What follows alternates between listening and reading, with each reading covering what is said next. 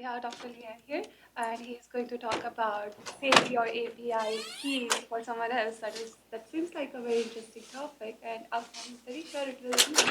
And please feel free to ask if you have any questions during the session or after the session. And yeah, please feel free to connect. Great, thank you very much. Good afternoon, everyone. So I'm glad we don't have a huge room of people because I was sure that if we did, we'd really struggle with the Wi-Fi. This is really meant to be a hands-on session, hands-on because it's about running it on your own laptop. Some of you may have already done the setup. If you haven't, then this is the Git repository that you should clone. There's a README in there, and you're going to have to work through the steps in the README if you haven't already. But I'm going to give you a little bit of time and space to do that while I do a bit of an introduction. But people should definitely clone this or look at that URL, and then go through the setup steps if you haven't already. Critically, it's going to require you to sign up for an Ollama account, install Ollama on your laptop, and then pull down a bunch of Ollama LLMs. That's the part that I'm afraid if you haven't already done it, I don't know how long it's going to take over the conference Wi-Fi to pull down what amounts to, I think, about 5 or 6 gigabytes of LLMs. It'll be pretty slow. You might want a hotspot off your phone if you've got unlimited data, or you might want to use a remote desktop if you've got like access to a corporate virtual desktop environment that you can plug into. That might be faster.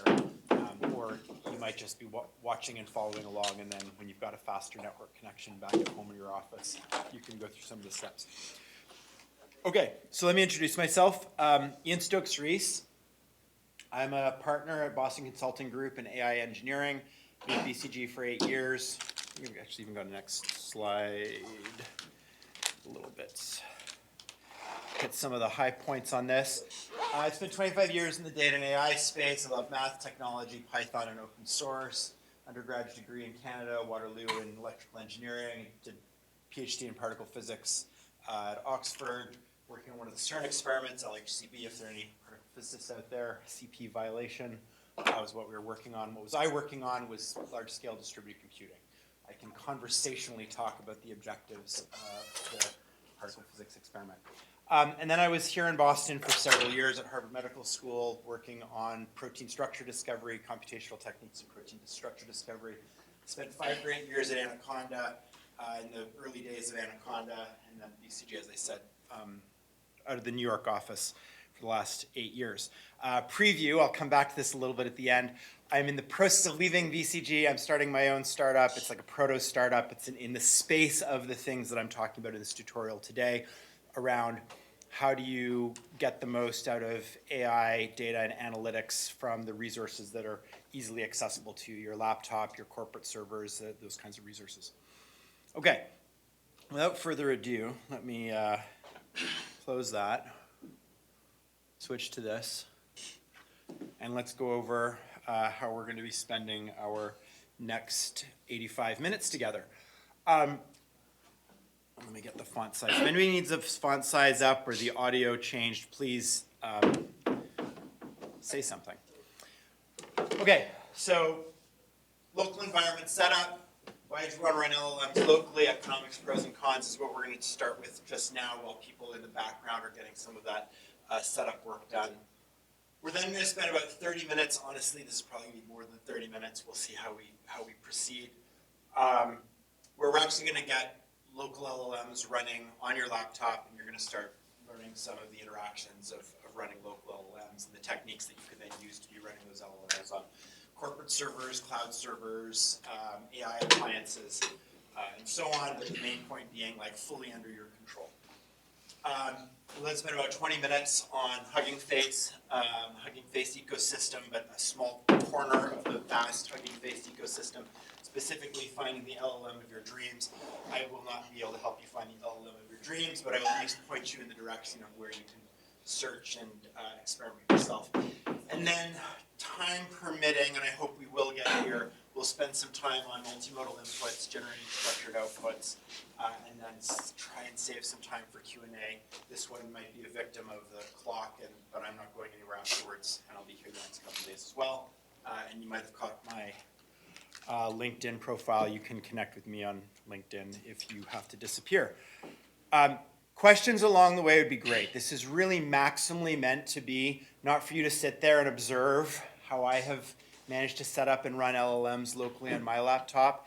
It really is meant to be about equipping and empowering you to be able to do some interesting things with LLMs on your own systems. And again, seeing that you can do those things on your own laptop, I think will feel empowering and make you see and understand that with the right resources available to you, if you can run an LLM on maybe a $1,000 corporate laptop, or if you're unlucky, a $500 corporate laptop, although I don't know that you will be able to succeed there, how much more you can do if you layer in more computing power, more RAM, some GPU capabilities, so on and so forth. Okay, in the repo, just if you've cloned this, just to orient you, I'm not going to read through those. Prerequisites, let me briefly hit on these. You need to know some Python. You're going to need to know a little bit of command line, but not a ton. You got to be a little bit comfortable there. Ideally, Bash, PowerShell probably will work. Get experience, some Jupyter experience. You should have about 20 gigabytes of free storage. Boy, when I was getting ready for this, I burned like 100 gigs of storage pulling down different LLMs. It was incredible how fast you burn through space, especially if you clone repositories from Hugging Face, but that's a side topic. You have at least 8 gigs of RAM. I think it's hard to find a laptop these days with less than 8 gigs, although I think with 8 gigs it's going to be pretty darn tight. 16 gigs or more. You don't need a GPU. I've got models that should all work without GPUs for this tutorial. All right, and then you got to work through this setup. So if you haven't done this setup and you want to do this interactively, you should basically tune out from the things we discussed for the next 5 to 10 minutes, and you should push through these setup steps. Critically, again, you're going to need to create an Ollama account. You're going to need to download and install Ollama. You're going to create a Hugging Face account, log into your Hugging Face account, and then you're going to need to get to the point where you can then go and from the command line, these are command line operations after Ollama is installed, you're going to need to pull these. I only did my tests on Linux systems this morning. I think anybody who's using Linux probably can figure this stuff out themselves, but one gotcha is that you actually have to manually start the Ollama server on a Linux system, whereas on Windows and Macs, once you've installed Ollama, that server's running, but turn it off when you don't need it probably.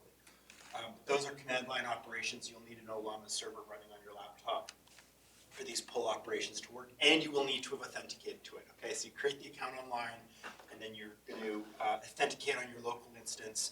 Once you've authenticated, then you can pull this stuff down, because they don't want CI/CD systems pulling down things forever from these big models, right? So little bits they can throttle you if they need to. All right, I'm going to pause for any immediate questions about setup or anything that I've just said before I move on to the other intro material. Any questions from anyone? Okay. Like I said, tune me out completely and attempt to go through these setup steps if you haven't done them already.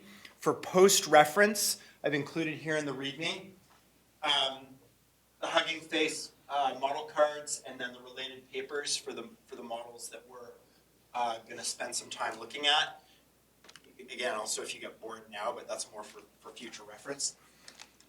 And otherwise, that README should walk you through the steps. Okay, let me come back up here.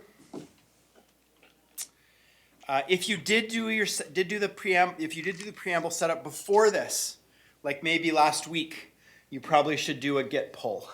And additionally, the fifth LLM, I only added in on like Friday or Saturday or something like that. So if you pulled down those other models last week, then there's the fifth. There were 4. There's now 5 LLMs that you need to do an Ollama pull for. But otherwise, do the pull. You can do the environment updates. I'd have few tweaks on the environments based on some play testing that I did with some people end of last week and over the weekend. All right. I need to grab my notebook so I can reference my crib notes on this topic. So, why run local LLMs? You guys are here. Talk to me about why local LLMs are something that would be of interest to you. Privacy. Privacy. Okay, what's another reason?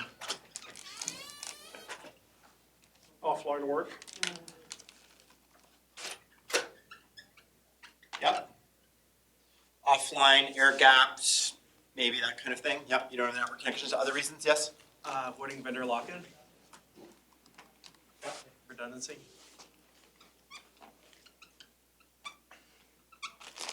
Other reasons? Cost. Yep. Environment. Say more? Someone said environment, I think. If this gets the job done on this, then why should I be burning that much carbon? Oh, environment, yeah, and like the actual world. That, not like condo, like out there, yeah. Yes, yes, yes. Thank you, not like condo.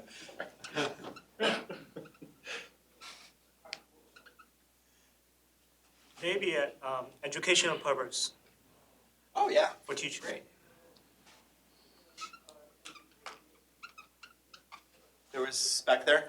Maybe to fine tune your own models. Yeah. Fine tune.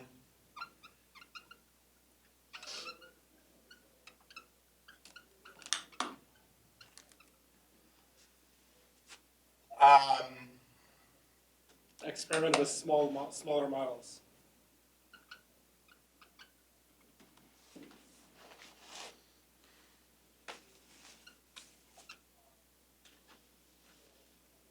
SLMs. No internet is required. No internet. Yeah. At the back. Security research.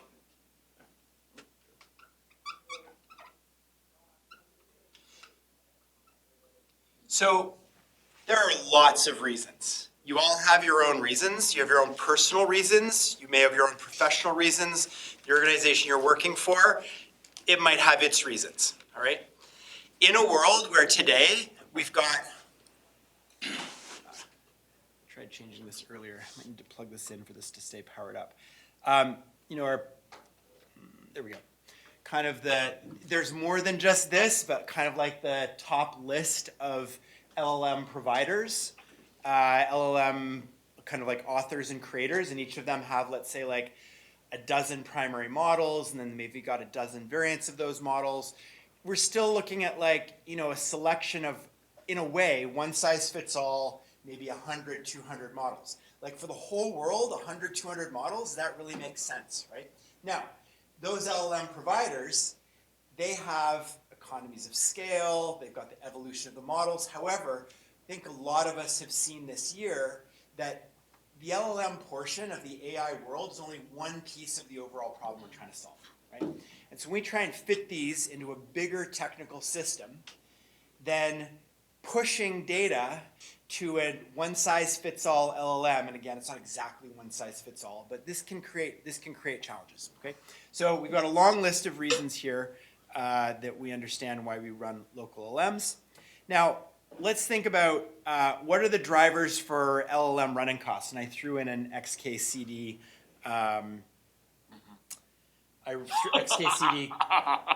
comic here, which probably better fit with the one above, right? But one of the things we're looking for, actually, that people didn't mention in this list that I'm going to add to it, is performance. Like, how do you measure model performance? It's going to be tied to your ability to like track and manage as an organization the interaction with a particular model, have your own metrics for understanding what that is and what that means, and understanding as well that there aren't necessarily like clear definitions in the land of using existing LLMs. You've got to like come up with your own domain-specific evaluation metrics. Let's move on to talk about like drivers for LLM running costs. What are some of the drivers? We need to go over and use this bit of whiteboard here. What are some of the drivers that we imagine exist for costs, LLM running costs? There's some easy ones.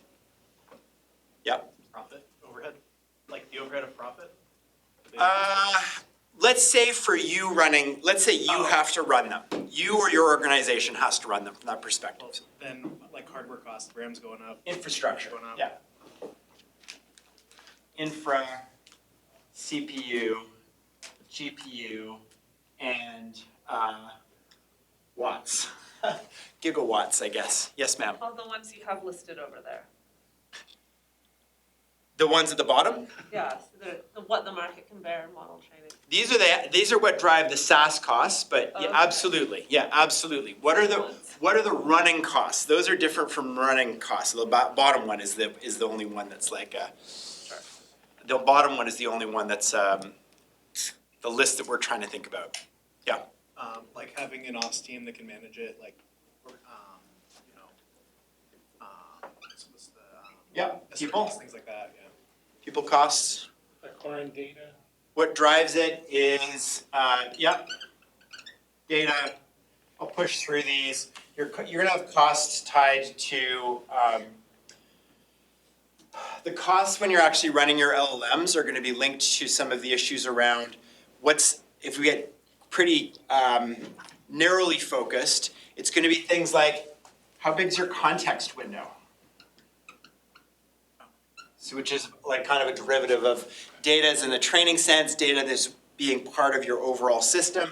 But your context window size is then linked when you hear about like 10 billion parameter, sorry, not 10 billion parameter, 10 billion token context windows. You got to have enough RAM to store all of that, and that's then tied up with those sessions. So those then drive some of the costs.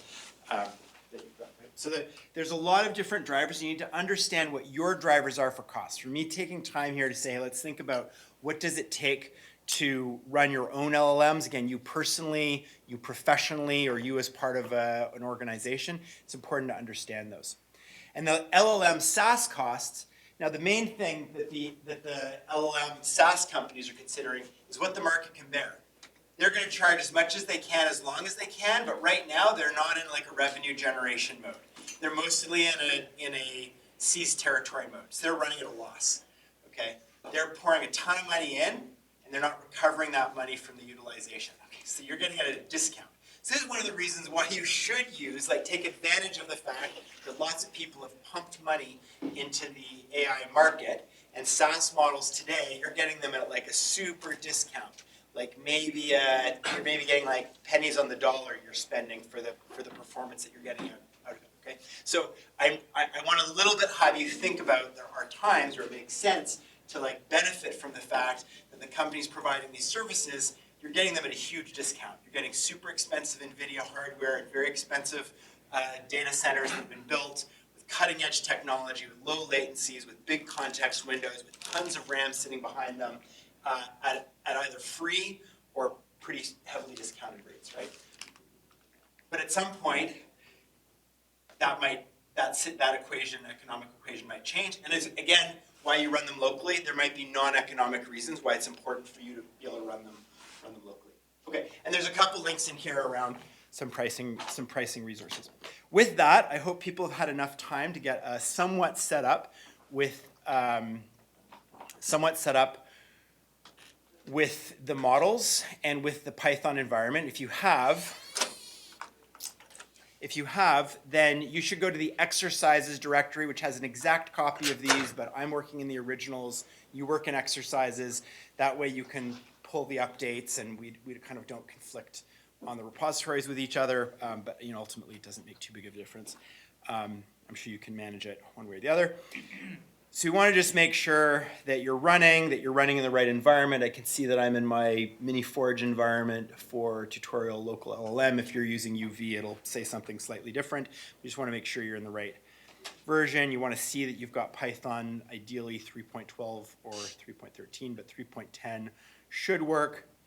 And now we're going to take a look and see, have you successfully pulled down your OLAMA models? So if you've pulled these down, can I see hands for people who've pulled down at least one OLAMA model successfully at this point? Oh, this is excellent. So like 2/3 to 3/4 of the room will be able to do some interesting things here. All right. So a lot of these, I don't replicate all of the operations I do in Python with the command line versions, but most of the operations, all right, there's 4 ways you can do the operations that we're going to see over the next 30, 40 minutes here in OLAMA. I'm predominantly going to do them in Python. You can also do them from a command line, and they've got a RESTful interface that you can use. You've got a RESTful interface that you can use to hit the OLAMA servers, or they've got a RESTful interface you can use to hit your local Ollama server that's running on your laptop. Okay, so you can direct either way. And then there's the UI. There's a nice little UI which gives you ability to do some like configuration and some model management and some settings and some chat interfaces and choose one of the models you pull down or choose one of the models you customize. Okay, so you got 4 different avenues that you can use. I'm not going to look at the GUI interface at all here. You've got it on your laptop. You can play around with it if you like. But we will, and I'm also not going to make use of the RESTful API. We're just going to be looking at here some command line operations and then the Python operations, mostly Python. Okay. All right, so you should be able to import Ollama, and then we can do a Ollama list buried in here. It's, I admit right there that's a little bit clunky how you get your list of models out. So you're just going to shift enter through this. But point being, you could dig into this to find the different parameters that are included for each of the models. And I got a long list here. Remember my comment about I burned like 100 gigs pulling down models. You should have, 1 to 5, something like that. But you should get an output here when you just shift enter on those. Any questions or any problems? If people are going to get this far, then we're going to be able to make good progress. If you're able to see that you've got models accessible, if you've got your Ollama interface in Python loading things up, then we're in a good position to fly here. Okay. All right. We're going to connect to the local Ollama server. As I said, if you're on a Linux system, you got to start up manually. If you've installed it and you haven't rebooted your computer in the intervening time, it'll just be running from having installed Ollama by default. But if you've restarted since you installed it, it's possible you might need to start up Ollama and just see that it's kind of running in the background there. We can now go and connect to the Gemma 3 270 million parameter model. So this is pretty small. It's like 300 megabytes, relatively speaking, a pretty small model. And see how long this takes. And this took 1.2 seconds for me. If you, this is on an M3 Mac with 16 gigs of RAM. I think when I did a test of this on a Windows system, it took about maybe 10 seconds, about 5 times slower on a kind of a generic Intel processor on a Windows system, but still shouldn't take too long, right?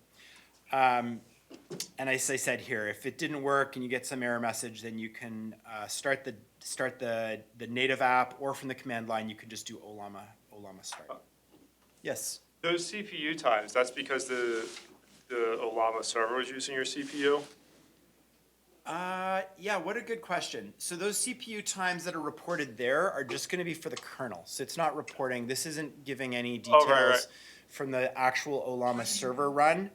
And it's, yeah, so those are really short in milliseconds because it's just making a call to the server. Okay.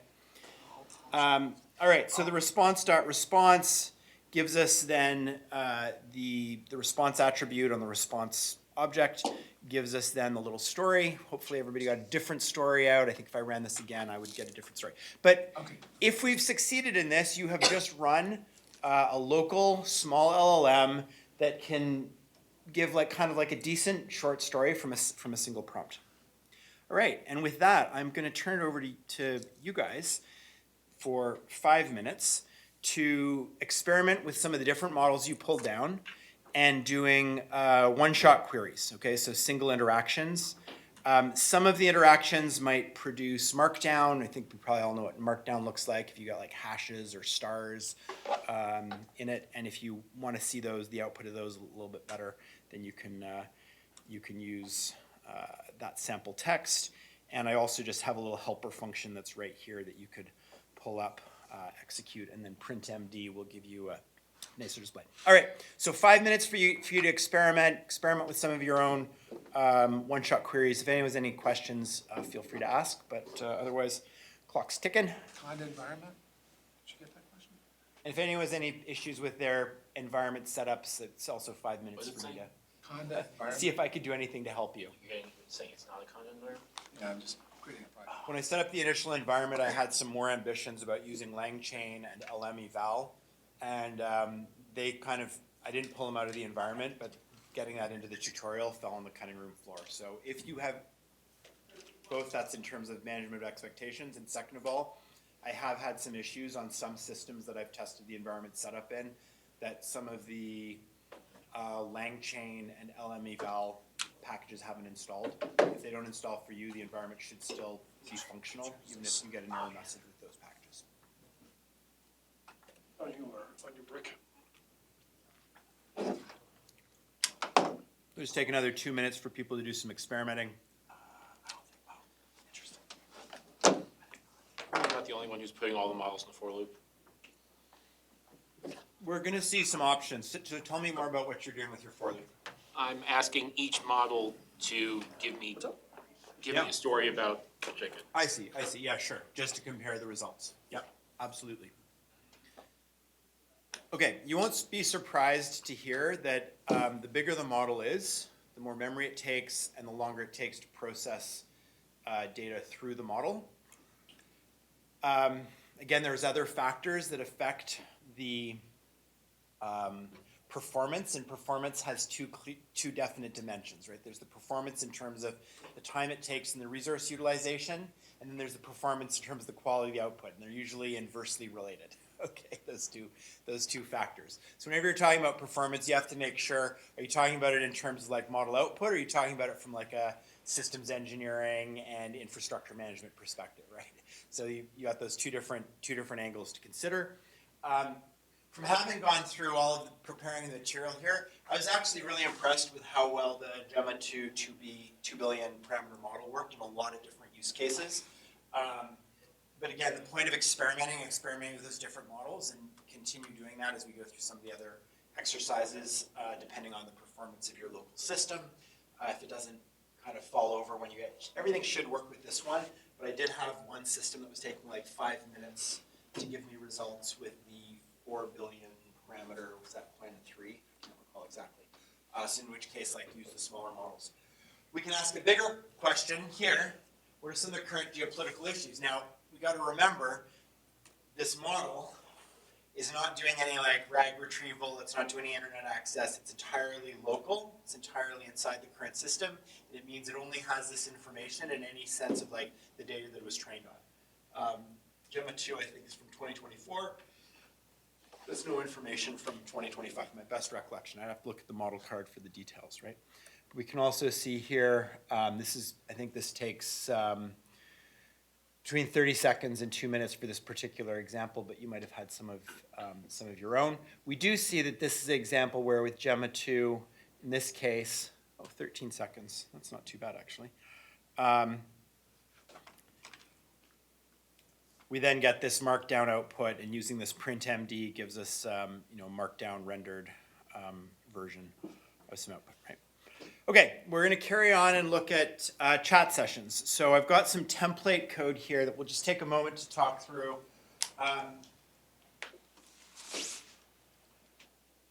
If Olama provides something like this, I don't know where to find it. So I just stepped out my own little mini class called a chat session class. We create an instance of a chat session. You prime it with a model name. You prime it with a system prompt. It's got a very generic initial system prompt. You're a helpful chatbot, but you can override that to whatever you like. And then, of course, it stores that in its state, and it initializes a messages attribute, which is a list of the communication. This pattern is a common pattern for the internals of chat sessions. So it's something that's good to get used to if you're not kind of familiar with what's going on behind the scenes in most text-based chat sessions. And that's that this is not just a list of like your prompts, your text prompts. It's not a list of strings. In fact, I could have put some type hints in there to be a little more specific about what kind of list that was. We can see here that the first message that gets added on is a dictionary where the key is role and the value is system, and then the key for content is whatever that system prompt is, okay, that we've passed in. And that's the starting piece of context that's given to the model. And so that's initialization. And then when we prompt, what we end up with when we prompt is we then append a message, which is a dictionary for role user, and content, the message, which is the prompt itself. And then the response is what then the chat operation, that's this chat here, honestly. One of the Zen of Python is namespaces are a good thing, use more of them. Really, this probably should be like olama.chat, so make it more clear that that's coming from outside. But so this is our Olama chat using the named model with the full set of messages. So it then uses the full set of messages to then create the next response. Gives us a response object from which we look at the message and we get the latest content. We call that the response to our chat, and we then append that, and that's the assistance response. So Olama has 3 kinds of roles that it understands. It's got a system role, a user role, and an assistant role. Okay? And so this is just going to structure that, and it's going to give us a list of dictionaries that contain those elements. Right? So this is all just template code to help us out. And I'm going to create a chat session here. And this is just some shift-enter action in your Jupyter notebook. And we're going to just see how this chat session progresses. Thinking about a gift for my mother. Oh, it's thinking, no, got that faster than geopolitical concerns. I thought it was going to take longer. So we've got the output. Again, I would expect that everybody would have different output for this. We're then going to demonstrate how we're carrying on a conversation here. This isn't one shot. This is like a sequence of a chat session. And I say, I think she'd like a piece of jewelry. Do you have any recommendations? And then here's the output. And I basically, because I preceded these, I didn't know what the questions were that I was going to ask. So I just say, I've got a budget of $200. Can you just make a suggestion? And here's the output that we get. All right. So a couple of key takeaways you should have at this point. The performance here is pretty good. All right. We're running a relatively small model from 2024, 2 billion parameters, not 300 billion parameters. And we're getting some decent output. Like, honestly, you got to look at that and go, it's fast, the output's reasonable and meaningful, and we can see that we can have some simple interaction with it. So hopefully this is like key takeaway is don't be scared of trying to leverage and use even small models that you can run on a laptop. Right? I'll pause if anybody's got any questions. Thoughts, comments, observations? No? All right, let's carry on then. All right. Chat session that we have here, it's just got this messages list attribute. In a real system, there's other details you probably need to be looking at. Model input, output, performance of the system along the way, auditing and record of the behavior. Right? So we can see here from those interactions, this is what we start right now. Why do we have this? Only because I put these in my own class that I created, my simple class. I could have stored something a little more sophisticated, but this gives us the record, and this is what's being passed at each point. All right, so back over to you. 5 minutes on the clock. Experiment with your own chat session. Try a few different models, and experiment with some back and forth interaction. What I would say is try and make use of, here I had template text, actually try and refer to some of the past content that was output in order to get a sense of how the model is tracking the progression of the conversation and back and forth. Okay, and use that template code that was there for some of your own work.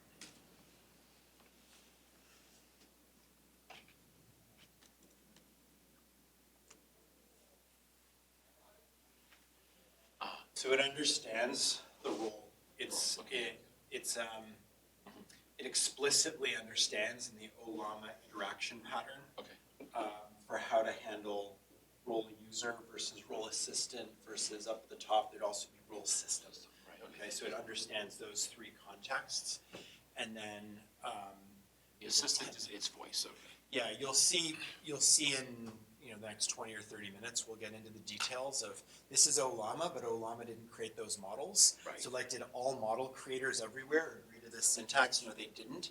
There's a template system that's used for what the prompt structure looks like, and OLLAMA translates these into the model template, and we'll see more of an example of that. Like I said, about 20 or 30 minutes. Yes, sir. When you download the models to Llama, you're not specifying any quantization in any way. How does it? Yeah, great question. So the models themselves will have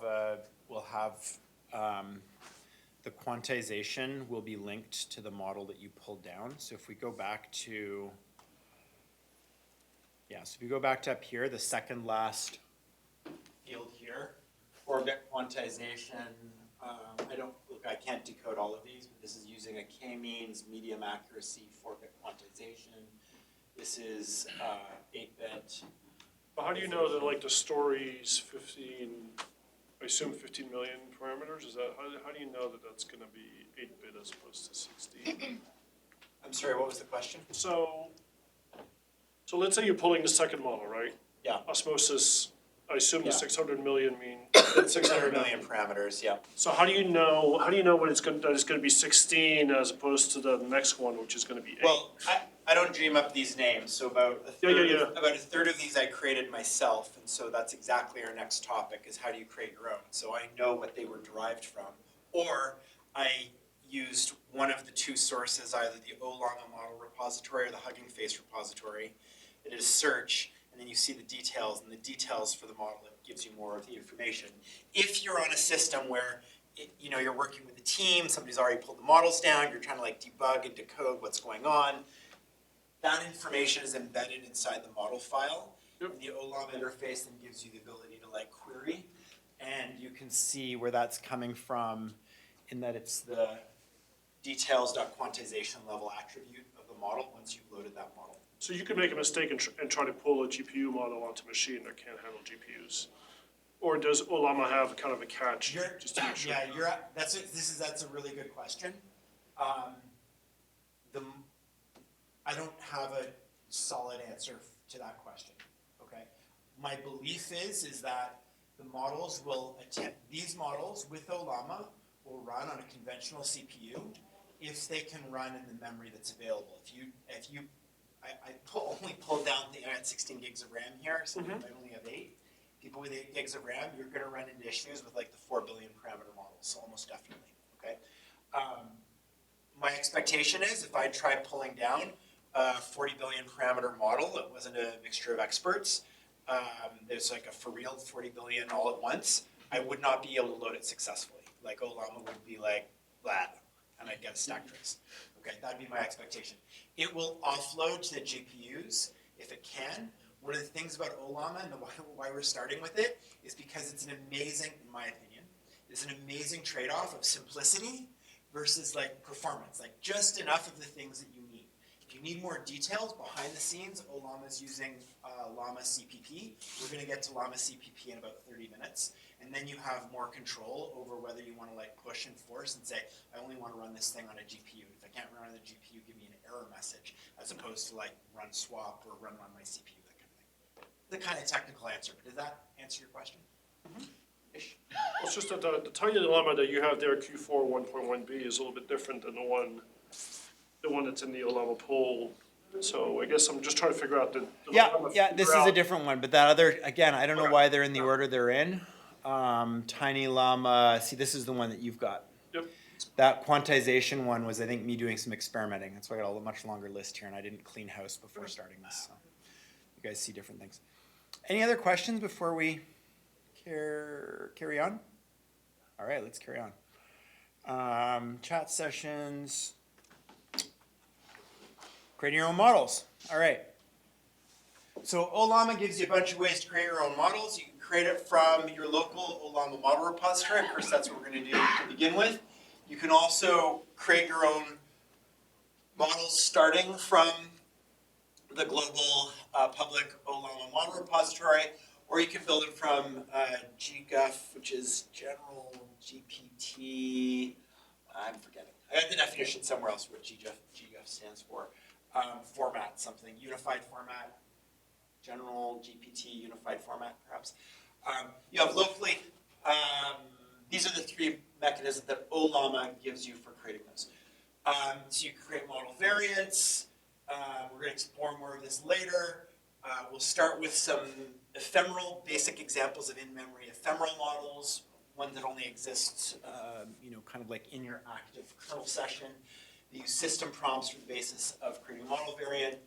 And the details on OLAMA's create API can be found here. And you can, the OLAMA documentation is like pretty good. It's not amazing, it's pretty good. It mostly focuses on the RESTful API. And you have to kind of like translate yourself to what the CLI version or the Python version is going to be and do a little bit of like exploring, in my experience. But you can get more details on the create. One of the things I'll say here is like this is not a session on prompt engineering. Anybody who didn't get the memo that prompt engineering is super important, you need to like go find that memo and read it carefully. We're doing like super short prompts just for the sake of it being a tutorial. Real world systems, you gotta like invest time. Your bonus piece of information here. How many people have watched was it like June of this past year, Andre Karpathy 40-minute talk to Y Combinator on Software 3.0? Who's watched it? 1, 2 people? You all should watch this, okay? Andre Karpathy, Software 3.0. It's YouTube, it's 40 minutes long.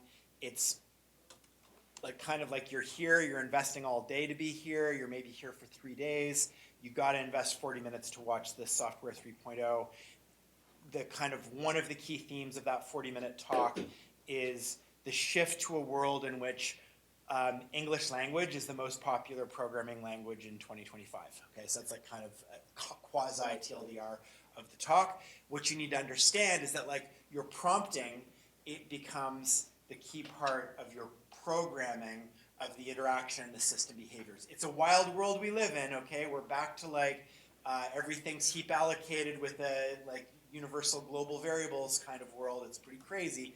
But at the moment, this is what like we're living in the world of Software 3.0 and LLMs look like. And in that world, the prompts are really important. I'm not going to say more about it than that, but the prompts we've got here are like kindergarten level prompts, maybe like elementary school level prompts. You got to talk about LLM. That's the one. You got to be working beyond elementary school level for your prompts, okay? For your prompting of your system prompts especially, and then for the details of the actual interaction prompts. Okay, so what are we going to do here? We're going to do OLAMA create. This doesn't return anything.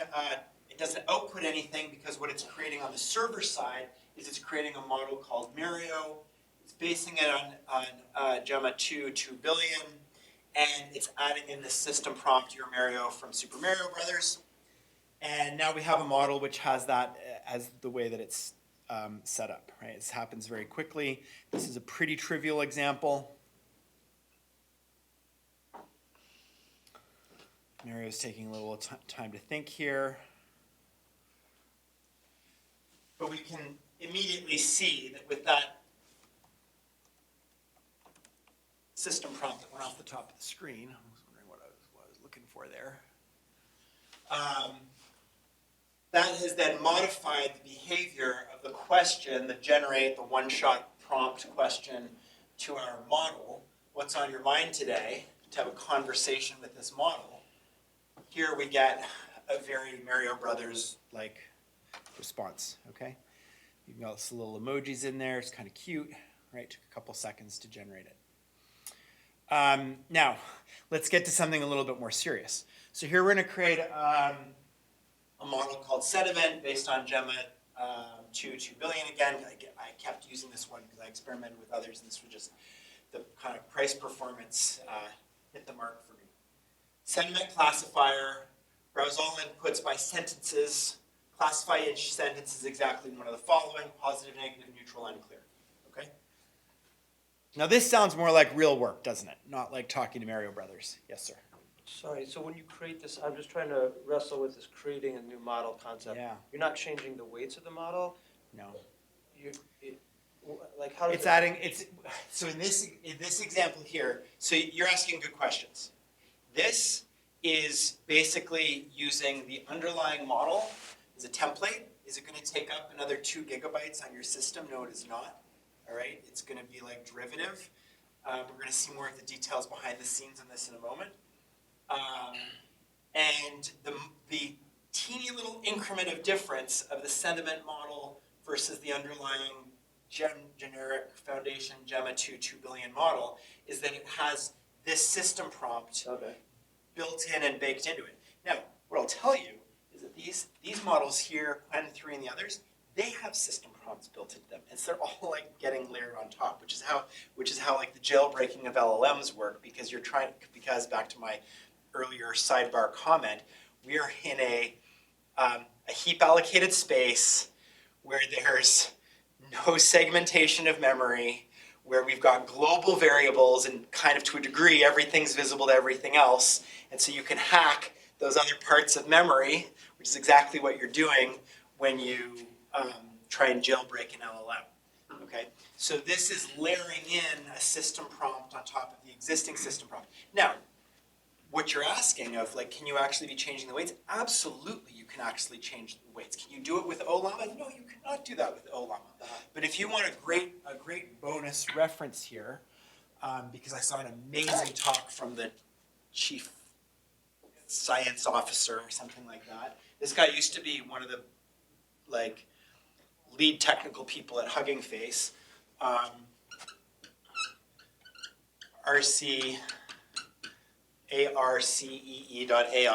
They have an amazing suite of open source tools that you can use to distill models and fine tune models, and then you are actually changing the weights. You're quantizing, but you're doing more than that. You're combining models and getting actual new parameters. Okay, we are not doing any of that. So this is sort of a sophisticated form of prompting in a way. It's not really a creating, and it's creating, but it's really. It's more like it's starting you down the mindset, like blur your eyes to understand the concept that we're getting a new model out of this, and this new model is only modified in terms of a system prompt. But it is one step on the path of, in fact, the many routes by which you can create your own customized version of models without starting from scratch, without trying to like train from first principles. Yes, sir. The system prompts, how guaranteed are those? Could we find something where the answer is going to be chicken? Oh, they're not, okay, in this situation here, they're not guaranteed at all. We'll get to ways in which we can improve and do better than this. 2 questions. So it looks like it's kind of like a prompt injection. Or, Sure, okay, maybe. Second, how do you evaluate the performance or Yeah. results? Testing. You've got to come up with your own mechanism. So you think about the way you unit test code. You want to figure out some mechanism by which you've got a test data set where you're like, okay, these are the inputs, these are outputs, and we have not a few of them, but we have hundreds, thousands, tens of thousands that are somehow validated. Yeah. And then we're going to check how does our model perform on the test set, just like you do a regular ML world. Okay. Just a follow-up question. Yeah. There are many specific models on Hugging Face that does this task. Yeah, of right? course. How do you compare the small models with those? Yeah, great question. So if this is the kind of thing you're trying to do, sentiment analysis, Yeah. this is the wrong way to create a sentiment classifier, okay? So don't take this as a lesson in sentiment classification. This is a demonstrator of the mechanics of creating your own custom one. And we're going to take steps to the point to answer the question around, like, can you get guaranteed output? Yes, you can. We're going to show you how you get, that it might not have linked up the classification in a way that 99% of human beings would say is correct, but at least the output will be exactly one of these things. Okay, if that makes sense. Maybe there was one other question. Okay, so we created this. It took 72 milliseconds to make that request because we're not getting new 2 billion parameters. We're just layering in a new system prompt. And so now we're actually going to try and use that. And rather than saying, what are you thinking about today or how are you feeling today, we're actually going to put in a sentence. This is my own personal sentence. I just got back from 2 weeks in Peru yesterday. Had a great time. If anyone's been to Peru before, I went to visit my brother. It's an incredible place to see. So you get to read a little bit about my. This is all true, in fact. I did lose my toiletry kit on one of my flights, which was disappointing. So we can then run this, and we'll see what kind of outputs we get. Now, sir, on the side here with the baseball hat, if we look at what we're thinking about for the outputs, you're like, if this is a computer program, this is not helpful. If we just wanted to let like a one-to-one mapping of sentence to value, we kind of want like a key value pair matchings kind of thing, right? So we get exactly neutral, positive, positive, neutral, whatever, negative, but in a way that a computer can understand? No. All right? But we can see it did what we asked it to do. All right? And it even then goes and explains it in 8 seconds. All right.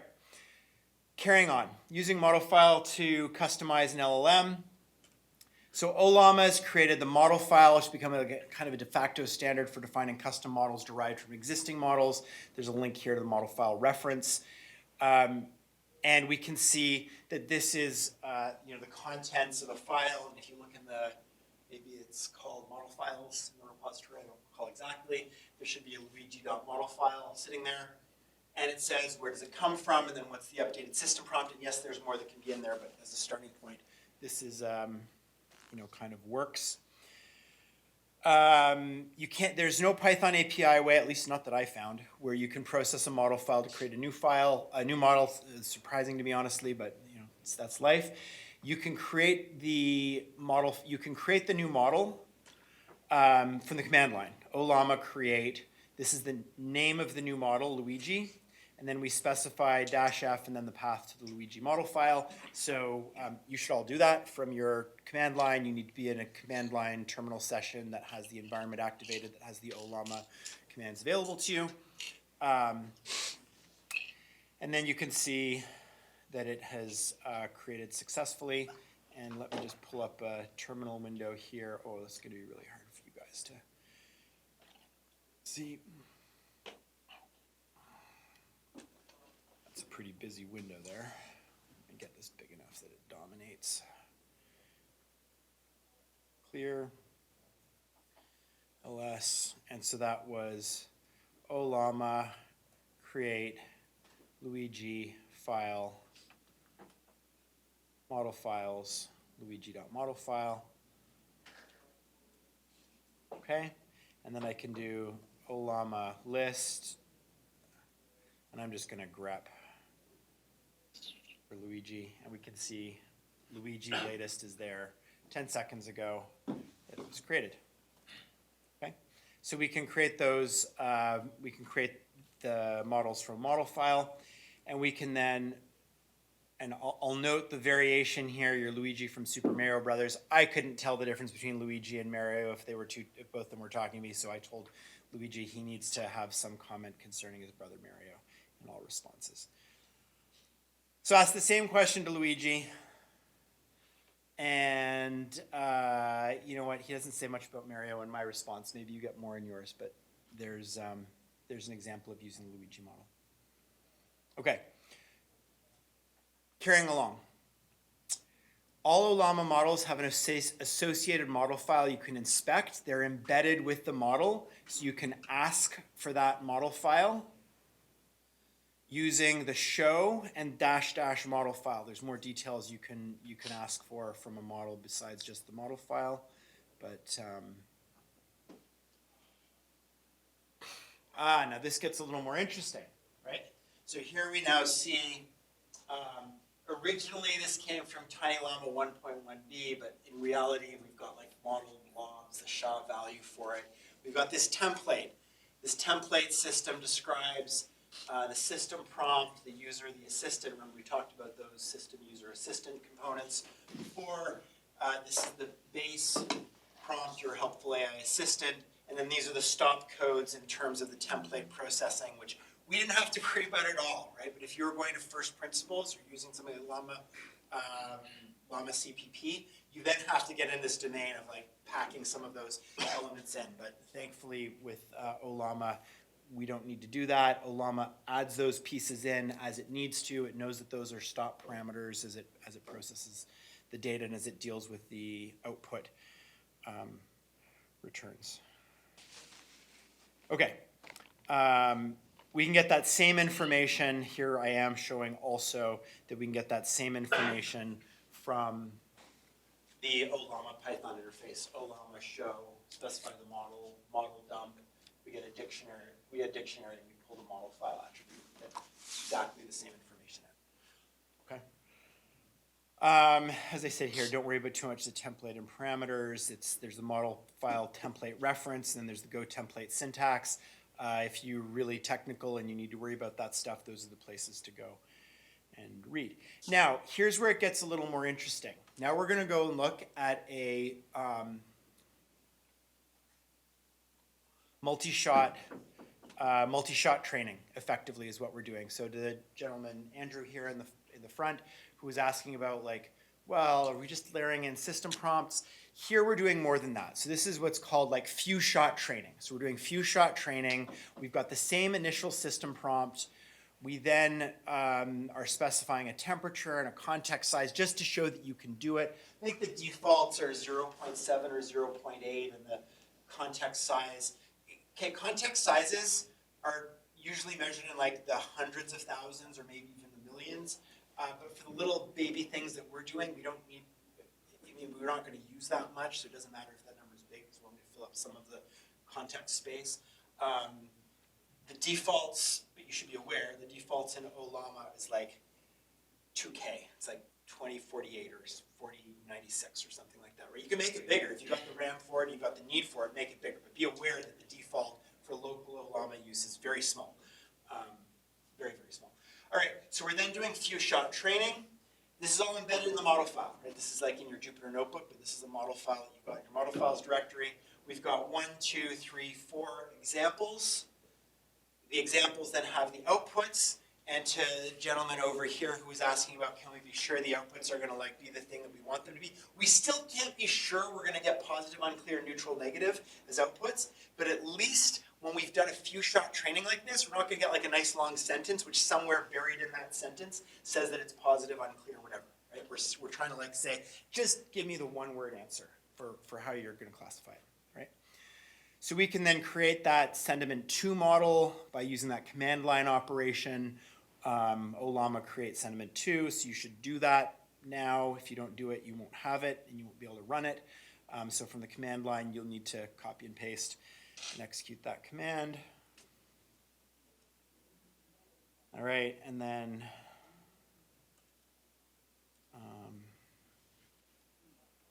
so you can see I've got two different sentiment models, one created 10 minutes ago and one created 7 seconds ago. Go over to here. Now I'm using sentiment2 to generate a one-shot response. We just had a foot of snow. I can't wait to go skiing. We did in Syracuse. I live in Syracuse, New York. I drove down here this morning. We did have a foot of snow yesterday. I came back from Peru where it's like summer and nice. And I love snow though, so anyway. And what do we get as output? Remember what we got before? We got the sentence in quotes, we then got the ranking, we then got an explanation. Now what do we get? We just get the single word. Our few shot training provided it with the output, okay? This puts us more in the space of, okay, now it's more than just system prompting. We now have actually kind of taken still a small step, but a slightly bigger step to train a custom model to behave the way we want it to behave, right? And then a couple other examples with this, all right? Revenues were higher than projected, positive. Supply chain delays led to inventory issues across the network. In the domain of like, is that neutral? I think 9 out of 10 people, maybe more, would say that that's negative. There's nothing good about supply chain delays and inventory issues. But so that model, can't determine, so it says neutral.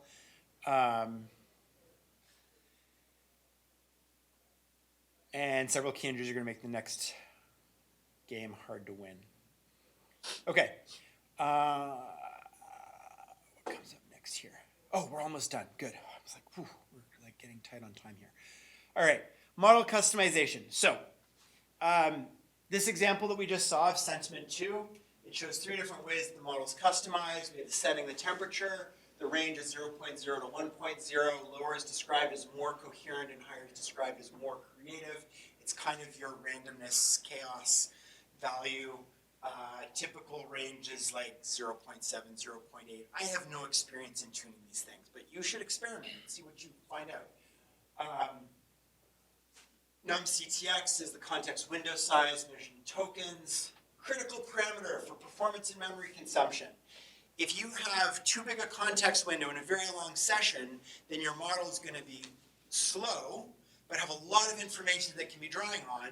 But maybe the conversation's gone in 10 different directions and it's pulling in information that's not relevant now. Now, this is when you think about use of LLMs, when you think about sessions, when you think about context windows, when you think about what you pack into context windows, there's a lot of nuance in terms of how you do that and how you manage that, right? Your context windows in Olama with the default of like 1,000 isn't like a kilobyte of context, it's tokens. Like the measure, the units there is 1K tokens, 2K tokens, 4K tokens, but you could easily grow that to be these, there's a maximum context size that the models support, because like behind the scenes, everybody here, I should not assume. If you're not aware, when we talk about open weights for these models, it's not a software program.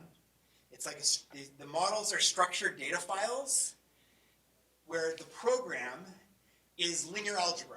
Think about high school algebra when you do systems of equations and you've got like 3 equations and 3 unknowns, then you like multiply them out and you get like determinants, and then maybe you're going to go like university level linear algebra. These are massive sparse matrices, and they're waves of sparse matrices in the way they kind of circulate on themselves for the portions, the way they use like selector matrices. It's all just numbers in linear algebra behind the scenes. Okay, so when people talk about AGI and what it means, pretty wild. It's kind of like in, I'm watching Foundation right now, it's kind of like in that land of what happens when like a linear algebra matrix becomes like the AGI of the future.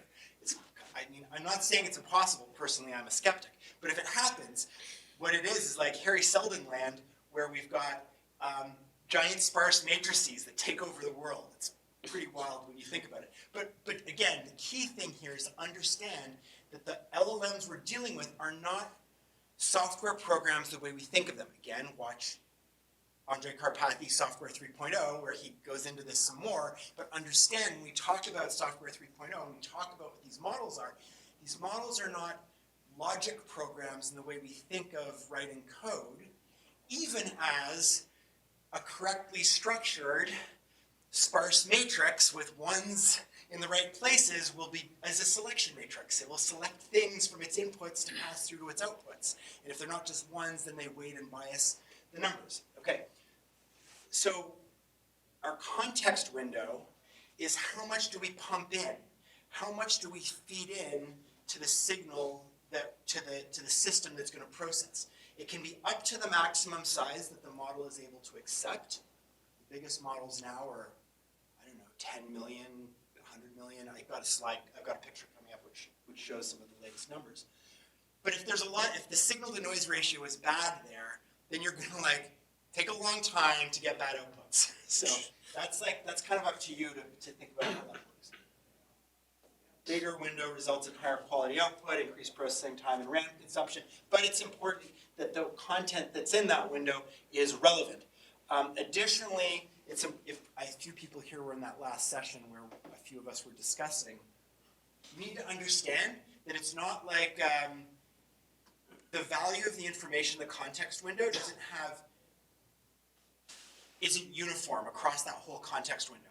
There's a recency bias that the way that the recurrent neural networks work is that more recent results, more recent context in the window is weighted higher than older stuff in the context window. But this is getting too technical for this content. But anyway, NumCTX is the context window size. You can configure it with some parameters. Understand that. Few shot learning, few sets of examples between user prompts and assistant responses. We saw how that works. And then a few comments here on tokens and what a token is. rule of thumb is think about a token as representing about 4 bytes of data or 4 characters of input text. It totally depends on the tokenizer it totally depends on the tokenizer of the model. Different models tokenize differently. And again, sometimes your models are getting like audio or video or image data going in or this kind of thing, right? So they're tokenized like totally different from thinking about like text tokenization. And I just already said stuff about context window. All right, so model customization. There's a link here to this Maybell AI context window sizes and understanding context window size tokens, the timeline, and how the context window sizes have grown. Remembering that like GPT 3.5 in 2022, this was a really powerful GPT. And it had a context window size of like 20,000 tokens, right? So you can do a ton with 20,000 tokens. You can do different things with 10 million tokens in Llama 4 Scout, which is like 700 billion parameters or something like that. It's huge, it's gigantic. You gotta have a pretty big system to hold that thing, right? But anyway, just a little graph of timelines and context windows. Okay, you've now got 5 minutes to create your own custom model using a model file. I've got some guidance there for you. And Gemma 3 2B model acts as a calculator with natural language input, construct a system prompt telling the model to behave. Don't be surprised if it's hard to make this work. Base models we're using are really not good at math. If you're excited about this little experiment because it like frustrates you that it works badly, then MathStral from Mistral is a good one, and there's a few others that are tuned for math data. And if you're pulling stuff down fast over Wi-Fi, maybe you can do a pull of, let me see, list. MathStral, that's how it's spelled. MathStral latest, it's 4 gigs. And there's a few others in there. I'll try and remember which ones they are. Big as your hard drive. Yeah, like I said, I burned a ton of space on it. MathStral is the only. Oh, Falcon 3. Falcon 3 and MathStral are good for math, and Falcon 3 is about the same size. Oh no, it's half the size. So Falcon 3 1B is also good at math. If you're having fun experimenting with this and you want to try a different custom model. Okay, go for it. 5 minutes, and then the challenge: get the model support progressive operations, which build on the last output. So you want to build a model that's going to take like math operations, whatever that means. Human text versions. I went shopping. I bought this for this much money. It was 5% tax. Or just type in the numbers and see if it'll give you a calculator. Try and create a model file that will act as a calculator when you prompt it, and then see if you can have a chat session where it can act as a multi-step math calculator for you. And yeah, 20 minutes left. Okay. Falcon is the Emirati one. What's that? Falcon's the one from the Emirates. That's right. Yeah, Falcon's from the Emirates. That's correct. And Quen is from Alibaba, in case people have like geography concerns for the models you're using. If you think that those GGUF sparse matrix files are then going to like hack your computer and send data to some remote place, then maybe don't use Falcon 3 or Quen if you've got concerns about a place in the Middle East or China. But they're just sparse matrices. So personally, I would say you don't have to be worried.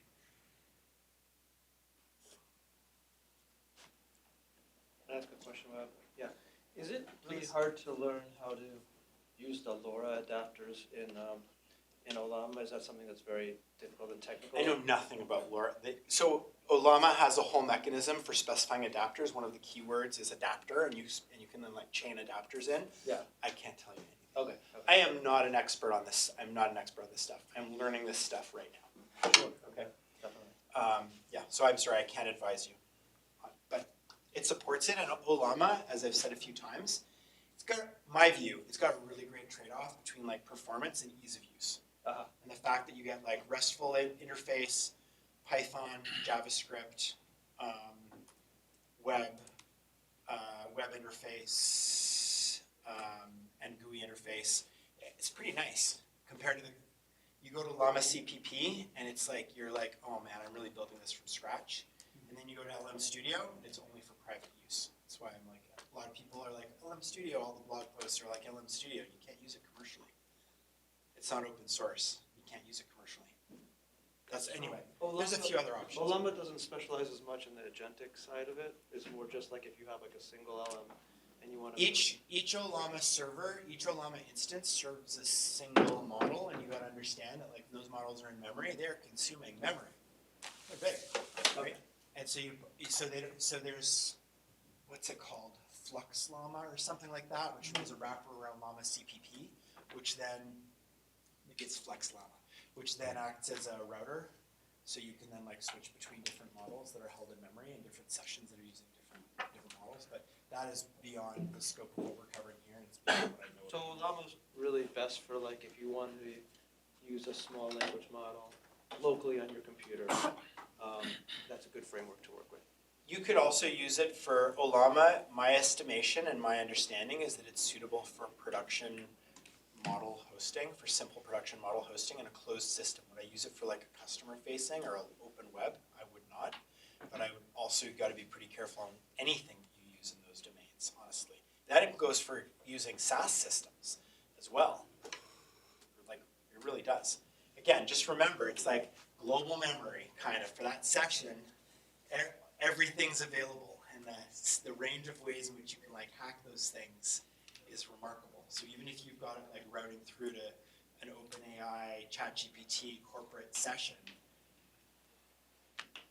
these two guys here who are customers of your company, who are then accessing what you've deployed, that then routes their individual queries through to the OpenAI hosted SaaS LLM, there's lots of ways that people are finding you can get cross-pollution and the equivalent of SQL injection in the land of like prompt injection. And the technology's catching up with the guards around it, to guard in terms of the prompts and the responses and so on and so forth. That was a meandering response. You can use Olama for more than just on your laptop. Okay. And then between LM Studio and Olama, you're just saying the main difference is LM Studio is not usable for a commercial application. LM Studio you can use on evenings and weekends when you're playing with LLMs at home because you've got nothing else to do with your time. I hope you don't spend a lot of time with LM Studio for those reasons, other than educational purposes. I'm not totally clear on the motivations of the person behind it, but basically they're like trying to sell, or they are selling LM Studio. You can't use it commercially, and it's not open source. Okay. All right. We should carry on. I hope people manage to create a model file. You can spend a lot of time on this. I spent like 30 minutes exploring different options for this particular one when I was building this out, but we should, in the interest of time, you can keep exploring it. I'm about to like talk about Hugging Face. You can like half listen to me talk about Hugging Face while you continue messing around with your model file and just recreate the same model as you adjust your prompts in your model file setup. All right, the next two sections I've got here are much shorter. The core of this tutorial was what we just covered, okay? So you've seen a bunch, you've been able to create your own models, you've been able to use models, you've been able to have chat sessions. If you've been able to achieve those things, or you followed along, watched it, and said, hey, that makes sense to me, then I'm going to call that a win. I hope you call it a win as well. We're now going to get into two other topics that are going to get like less than 10 minutes each, so that we can stick to the time. Hugging Face ecosystem. So Hugging Face is a vast ecosystem. Hugging Face started off as being some open source tools and a model repository for like traditional AI ML models and TensorFlow models and PyTorch models where people could dump them. It's grown into so much more and so much bigger than that. It's really vast, and so we're not going to try and cover. We got a few minutes to talk about it, right? But I've listed the key things. If you don't spend time in Hugging Face and you in some way are like a professional machine learning AI practitioner, or you aspire to be one, or you think it's professionally relevant that you live more in that space, then you should be spending regular time on huggingface.co. All right, if you're not, then other people are, and they're going to be ahead of you in this game. For our context here today, the repository of ML and AI models is the most relevant. There's about 200,000 LLM models, open weight or quasi-open weight LLM models, a whole other topic of discussion.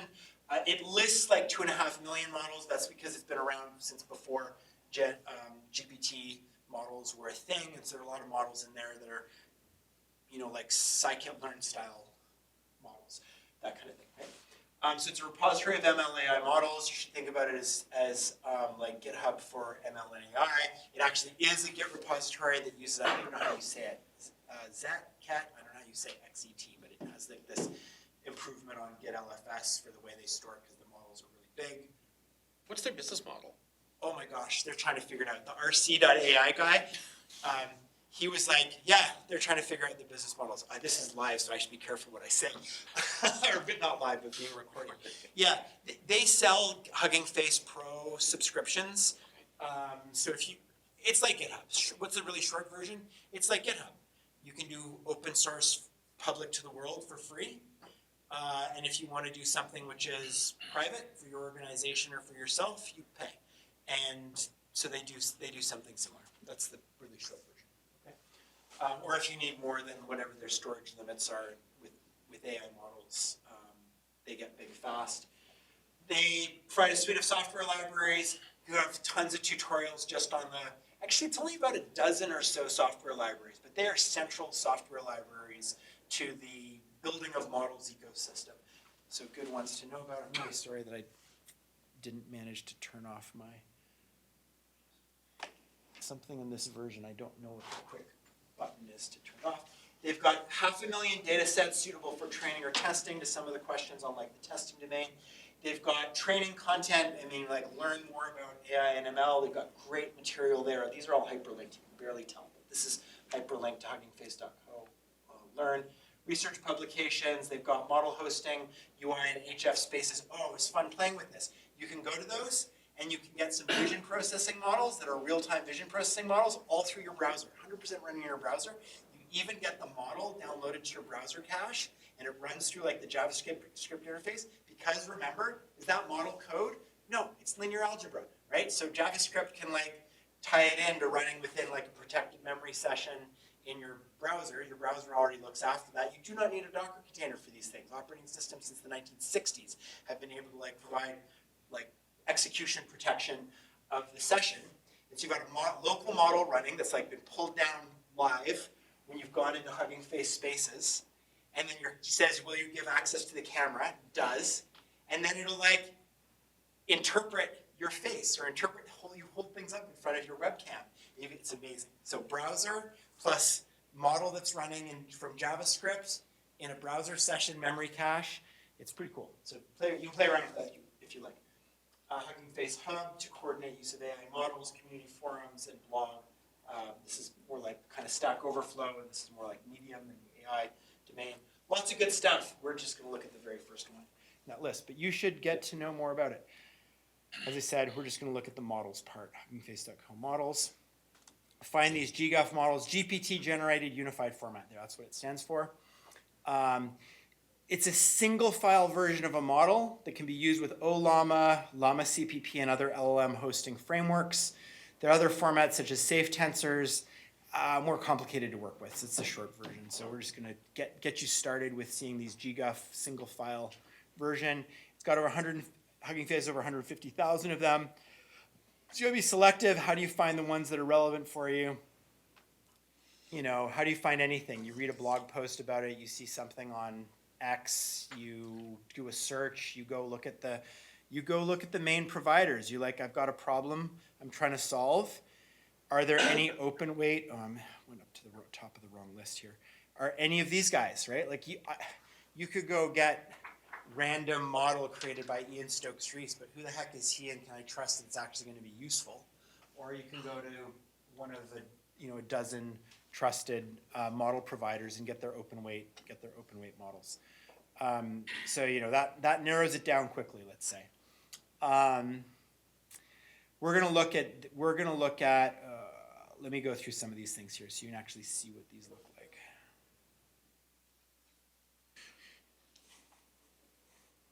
All right, that was one too many. So we got here 2.2 million models. There are a lot of different ways you can filter. The left-hand side are the filters. Then this is like a 2-column list of lots and lots of models. Starts by trending.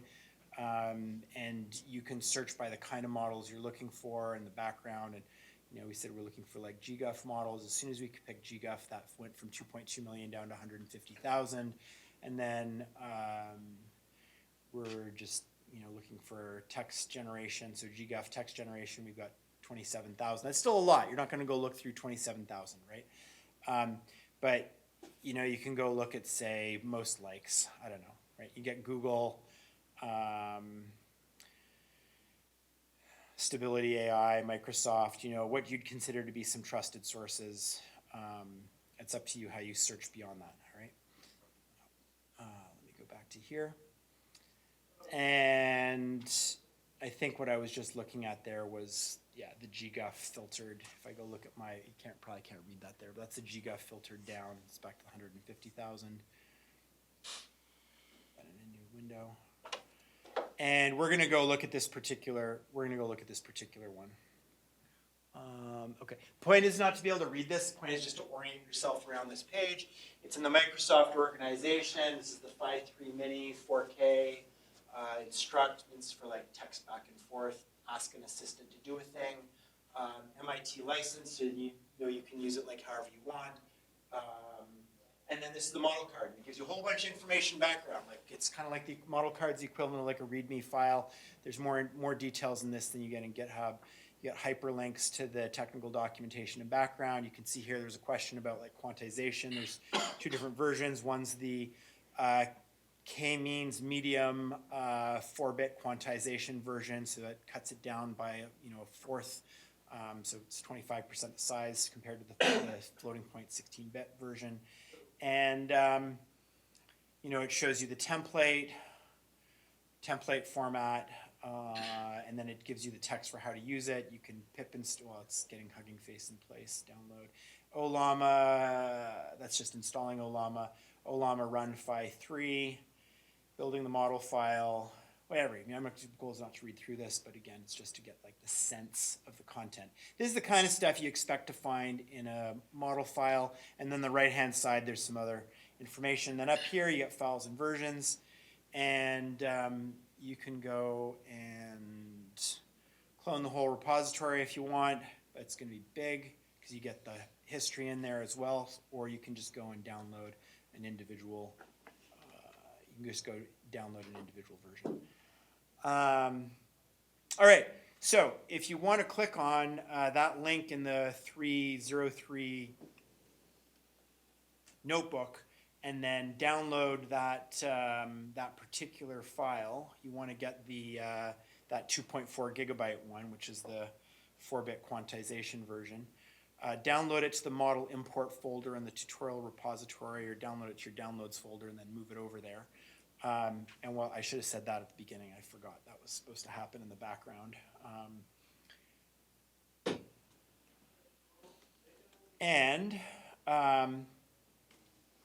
The model card can be downloaded. The model card can be downloaded from a repository. With this command, that's the Hugging Face CLI command. Download is the operation. This is saying you want you're not trying to clone the repository, which is like a Git operation. You're trying to download Microsoft organization, this particular model, this file within the model, and you want to download it to your local directory, not into the Hugging Face cache structure.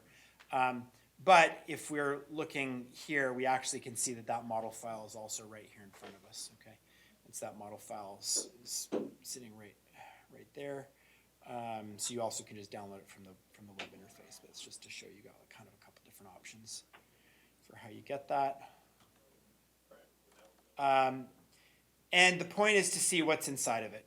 So we can see that this the model file for this Phi 3 4 billion has the template. It's got the parameters. It's got the 4K token context. And we can then create a version of that Phi 3 mini Ollama version of that model from that GGUF file. All right, it's just to talk through what we just did. We got the model file. We got the GGUF file. We then are able to use Ollama create with the model file as the definition. Think of it as like your Docker file, basically. That's going to take it. It's going to do this. It's going to look for that file in the current directory. So you already downloaded that 2.4 gigabyte file. It's going to use this information. And it's going to create a model, local model on your system, Phi3 Mini 4B. So you just instantiated your own local OLAMA version of that. The GGF file by itself is just a file on disk. To have that registered and ready to use for OLAMA, you got to go through these steps here.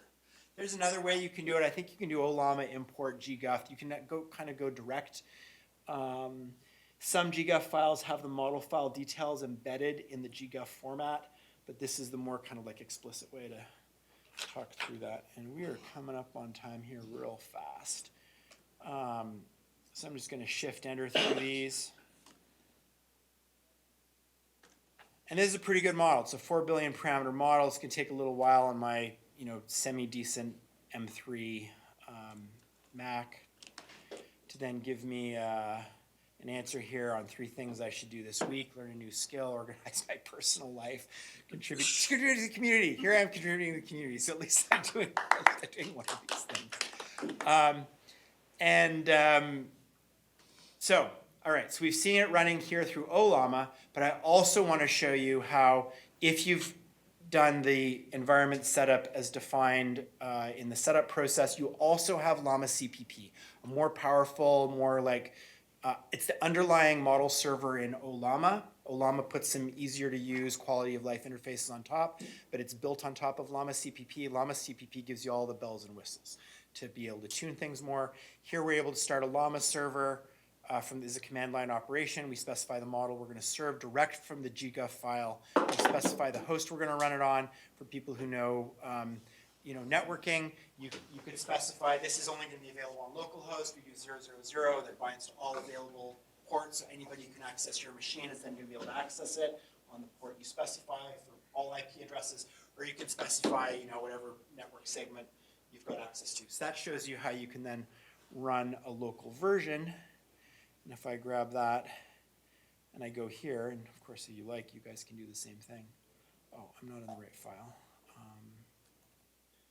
Model import. Make sure I see the file there. I do. I serve it. Okay. Okay, good. There, it's loaded up. And then I go to here. And I'm going to load up. I know we're running out of time here. Does that go to 80 or something else? All right, I'm not sure why it's not coming up, but I'm not gonna let that hold me up. It should load. I'll come back and check in on that a little later. I'm not sure why it's not running right away. Let me dash through these in the kind of moment that I've got left here. The OpenAI interface is actually you won't be surprised to hear, is a more common interface than the OLAMA interface to interact with models. You can use the OLAMA interface, the OpenAI interface with OLAMA, okay? So if you've got an OLAMA server running on a server, on an AI appliance, on your own laptop, you can use the OpenAI library to connect to that and connect to the models that are there. I've just been showing you keep it all in the OLAMA land to start with, but now we're seeing Llama CPP and we're seeing also OpenAI. We can do,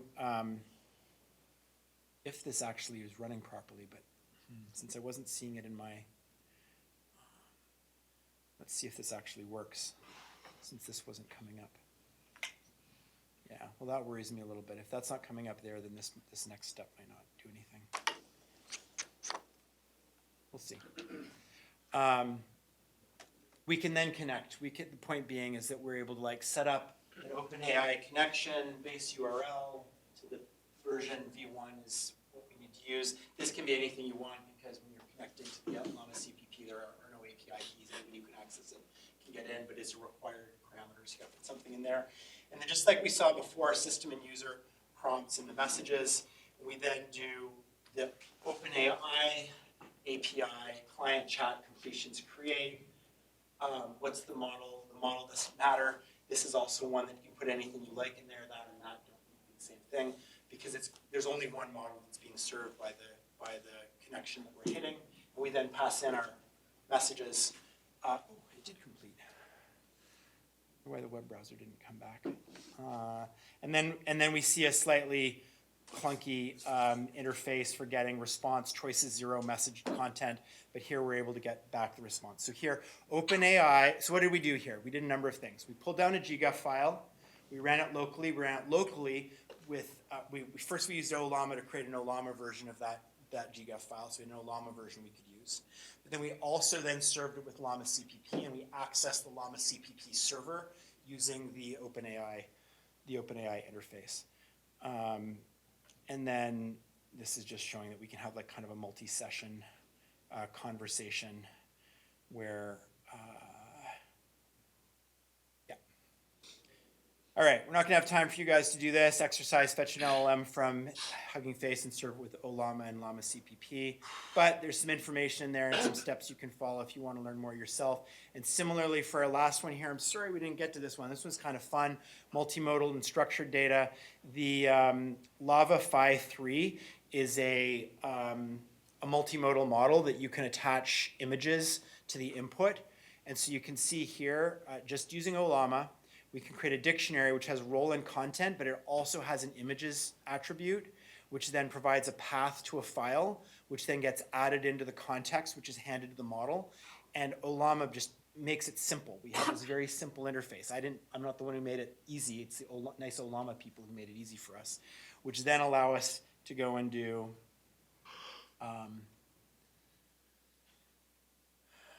describe this image. And what did I pass in? This is just the Hugging Face logo with the smiley face and then the words Hugging Face beside it. We saw this at the top of the last notebook. And here's what Lava Phi gave us. Right? Ugling face. Yeah, I didn't read it properly, but you know, still, this is pretty cool.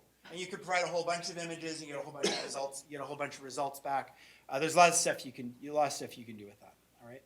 I'll fly by some of this, and the very last thing, and I'm sorry, thank you for entertaining the extra 5 minutes I'm taking here, but this will be my last 1 minute. Is, sir, to your question around structured data, we can use Pydantic in a base model, and this is just repeating the template codes that we can have a session, so kind of ignore the boring bits here. It's got a few extra steps in there, but we don't have to worry too much about that. And then we're able to create a Pydantic address object deriving from a base model, which has a street, city, state, and zip. And we can then use just one of the same models we were using before, Gemma 2 billion. We can then say in this chat, okay, chat session is my own thing, but I've added in this address, which it's then gonna like tag in when we use the Olama interface.